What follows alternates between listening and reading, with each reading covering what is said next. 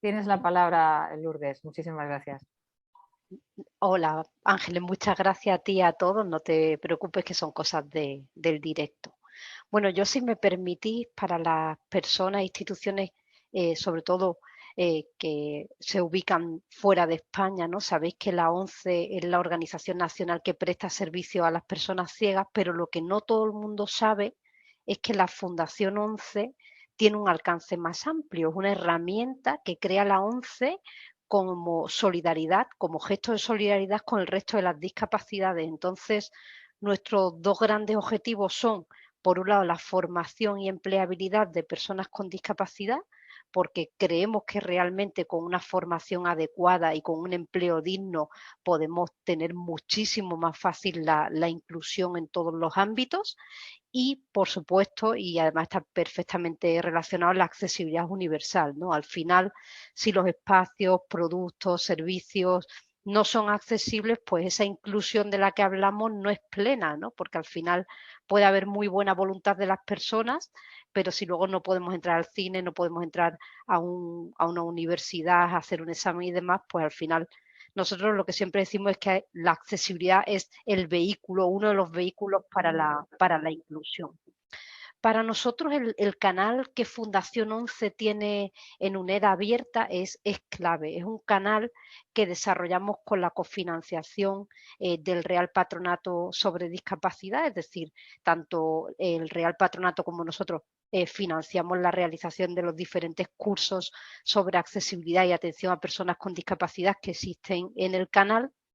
Y además, este canal forma parte de nuestra estrategia de difusión del conocimiento en materia de accesibilidad. Nosotros, básicamente, nuestra estrategia la basamos en dos pilares. Por un lado, tenemos el portal Accesibilitas, que es un portal que trata de aunar el conocimiento sobre accesibilidad que existe de habla hispana. Es un canal en el que podéis ver pues, muchísimos recursos relacionados con la accesibilidad, publicaciones, estudios, normativa técnica y legal, y como complemento a este espacio digital disponemos de este canal Fundación 11 en el que tenemos un número creciente de cursos totalmente gratuitos, abiertos y en los que el usuario solo paga una cantidad muy simbólica en el caso de querer disponer de un certificado, de una acreditación, pues de que ha adquirido esos conocimientos.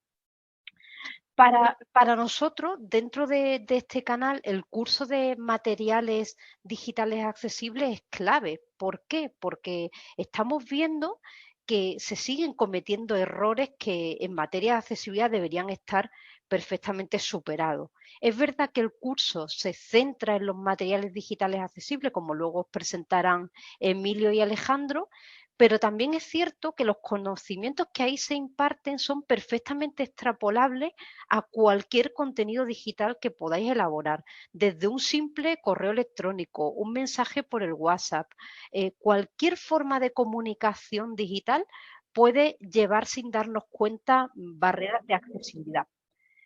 Además, este curso, en esta jornada estamos hablando mucho de profesores, pero también es muy importante para los propios estudiantes, porque no siempre tenemos en cuenta el rol del profesor con discapacidad. Yo soy profesora de universidad, justo ahora me encuentro ayudando a mis estudiantes al proceso de tutorización de los trabajos fin de máster y que me encuentro que me envían borradores que no son accesibles, ¿no? Entonces, al final eso es un problema porque yo como tutora no puedo ejercer mi tutoría al 100% y al final tengo que estar pues aportando ese conocimiento a los propios estudiantes. También es importante para los trabajos colaborativos, que son tan importantes hoy día. En un grupo de estudiantes puede haber una persona con necesidades de accesibilidad. Por tanto, el curso, como veréis, es muy transversal y perfectamente aplicable a muchísimos entornos. Puede beneficiar a periodistas, personas que se dedican al marketing digital y demás. Y a mí me gustaría poneros algunos ejemplos, ¿no?, de errores que se cometen en la generación de materiales digitales accesibles y que, como digo, se trasladan a los diferentes medios y plataformas de las que disponemos para transmitir información. Las imágenes. Se dice que una imagen vale más que 1000 palabras, pero no todas las personas vemos las imágenes. Por eso es importante que siempre que se transmita una imagen, tratemos de empatizar con las personas que no la vemos y se aporte una descripción alternativa. Pues bien, en el curso de materiales digitales accesibles tratamos de empatizar con el perfil de personas que no ven las imágenes y ponernos un poco en la piel de este perfil de usuario para tratar y aprender a describir imágenes para quien no las ve. Lo mismo ocurre con los vídeos que transmitimos hoy día. Un vídeo, para que sea accesible, tiene que tener subtitulado para personas sordas. Aquí tenéis el ejemplo de esta jornada que se está retransmitiendo con una transcripción textual con subtítulos para las personas que no pueden llegar al contenido auditivo. Pero también hace falta audiodescripción, que es una técnica que aprovecha los silencios en blanco que se producen en un contenido audiovisual para describir a las personas ciegas lo que está pasando.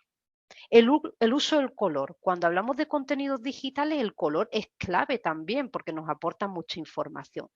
Pero tenéis que tener en cuenta que si, por ejemplo, se utiliza una fuente muy clarita y un fondo muy clarito también, no hay un contraste suficiente, por lo que puede haber personas con vista cansada o con una discapacidad visual de cualquier índole que tengan dificultades para leer ese texto.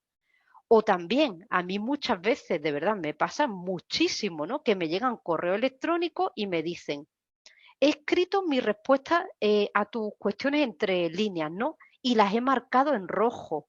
Claro, yo uso un software lector de pantalla, pero a mí mi software lector de pantalla no me va leyendo automáticamente lo que cambia de color, lo que es rojo, verde. Sí que es verdad que hay una combinación de teclas en las que yo puedo preguntarle al lector el color de la fuente y del fondo, pero no es práctico que una persona ciega esté preguntándole al texto, como quien dice, ¿no? De qué color es, ¿no? Entonces, hay métodos alternativos, como por ejemplo poner una etiqueta en la respuesta. Con poner simplemente respuestas, 2 puntos, ya la persona ciega lo va a identificar. Y el curso os va a enseñar ese tipo de estrategias que, como veis, no es solo para los materiales. Un simple correo electrónico puede tener este tipo de barreras de accesibilidad. Un tema de estructura. Cuando elaboráis un documento, por ejemplo, en Word, hay opciones dentro de la herramienta para que podáis marcar los títulos, las listas.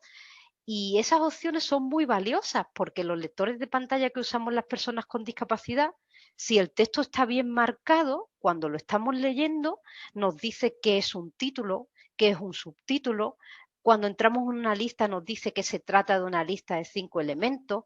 Pero si vosotros elaboráis contenido y creáis esa estructura visual simplemente ampliando el tamaño de las letras, poniéndolas en negrita y no usando esas herramientas de marcado que nos ofrecen las herramientas ofimáticas, pues realmente habrá gente, como en mi caso, que se queda sin esa información y que al final acaba recibiendo un documento que para nosotros es un texto plano, ¿no? Un texto liso sin ningún tipo de estructura.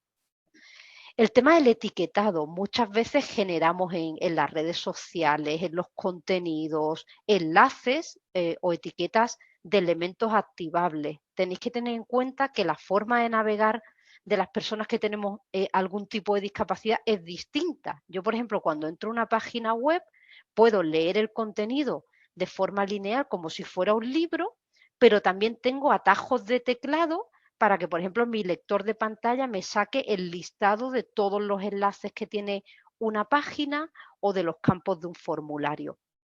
Si utilizamos enlaces y campos de formulario con etiquetas imprecisas, pues por ejemplo, cuando veis en internet muchos enlaces que se llaman pincha aquí, pues claro, cuando sacas el listado de enlaces, para nuestro lector de pantalla se quedan totalmente fuera de contexto. Vemos un texto en el que pone pincha aquí, pero no sabemos qué ocurre si pinchamos en ese enlace porque no tiene un nombre preciso. Por eso también dentro del curso se enseña a cómo etiquetar adecuadamente los elementos activables, como puedan ser enlaces y demás.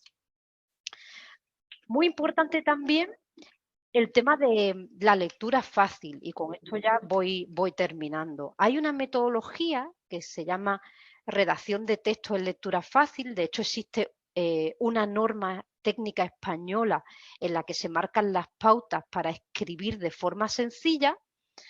Y al final eso forma parte también de la accesibilidad de los documentos, que algo sea fácil de entender. Pues bien, si aplicamos esta metodología de redacción de lectura fácil, estaremos beneficiando a personas, a estudiantes, y a cualquier persona en general, ¿no?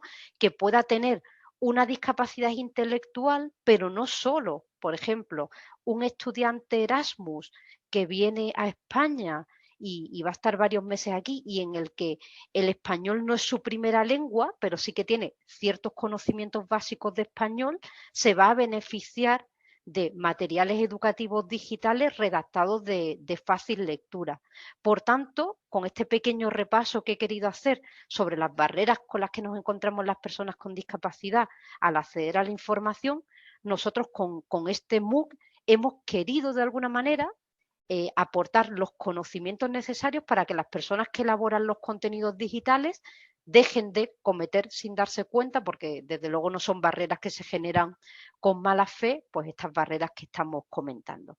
Pero bueno, ya por último me gustaría deciros que dentro del canal hay otros cursos que poco a poco iremos pues calendarizándolo y ofreciendo diferentes convocatorias sobre aspectos complementarios, como por ejemplo la atención a personas con discapacidad, cómo atendernos adecuadamente, ¿no? Por ejemplo, con la pandemia ha pasado que todos nos ponemos mascarilla y no tenemos en cuenta que hay personas sordas que se apoyan en la lectura labial para entendernos. Pues en ese tipo de cursos se aportan esos conocimientos para que seamos capaces de empatizar con diferentes perfiles de usuarios distintos a nosotros y ofrecer una atención más inclusiva.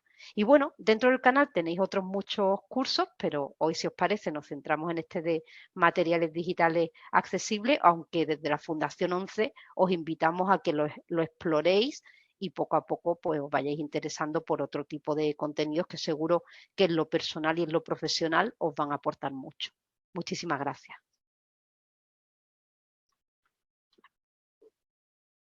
Muchísimas gracias, Lourdes.